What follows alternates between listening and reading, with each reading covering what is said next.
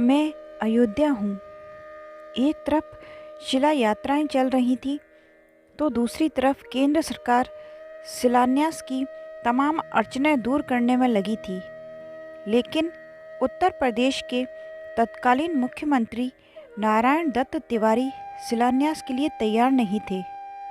वे नारायण दत्त तिवारी जिन्होंने इमरजेंसी के दौरान संजय गांधी की खुशामद की थी, वे ही अब राजीव गांधी का शिलान्यास प्रस्ताव मानने को तैयार नहीं थे। प्रधानमंत्री ने तिवारी को मनाने के लिए 8 नवंबर को गृह मंत्री बूटा सिंह को लखनऊ भेजा। उधर बाबरी एक्शन कमेटी के लोग शिलान्यास की जमीन को विवादित बता रहे थे। कहा जा रहा था कि वह कब्रिस्तान की जमीन है। देवराह बाबा ने साफ कह दिया था कि शिलान्यास की जगह किसी हाल में भी नहीं बदलनी चाहिए। चुनाव की घोषणा पहले ही हो चुकी थी।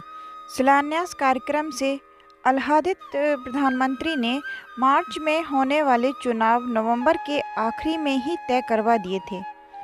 तिवारी की हट के लिए कोई जगह नहीं बची थी।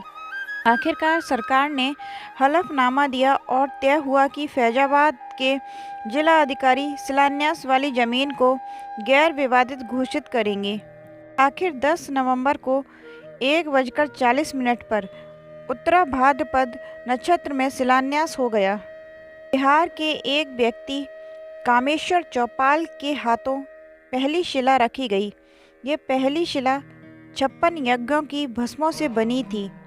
गुरु ग्रंथ साहिब की अरदास, जैन बौद्ध प्रार्थनाओं और मंदिर यहीं बनाएंगे के उद्घोष के साथ नींव में अष्टधातु से बने सर्प डाले गए।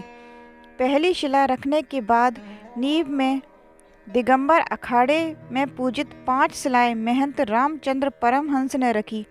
इस दिन की पूजा के यजमान श्री चंद्र दीक्षित और बद्री प्रसाद तोष्णीवाल थे।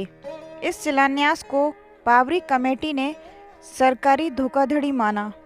कुछ विरोध प्रदर्शन हुए, मार्च निकाले गए, गिरफ्तारियां हुई। बाद में उलेमाओं और बाबरी मस्जिद संघर्ष समिति के नेताओं ने कहा कि मस्जिद सुरक्षित है और शिलान्यास कब्रिस्तान पर हुआ है, इसलिए कुर्बानियों की ज़रूरत नहीं है। मामला शांत हुआ और शिलान्यास को भुनाने की गरज से राजीव गांधी ने चुनाव प्रचार के लिए अपनी पहली सभा अयोध्या में ही की। राजीव गांधी का यह अच्छा राजनीतिक कदम था, लेकिन कांग्रेस के उनके अपने साथियों ने इसे उतना ही खराब बना दिया। चुनाव परिणाम भी तब वैसे ही आए। मैं अयोध्या हूँ के अगले भाग में जानेंगे शिलान्यास के बाद लोकसभा चुनावों में क्या हुआ। जब तक के लिए जय श्री राम।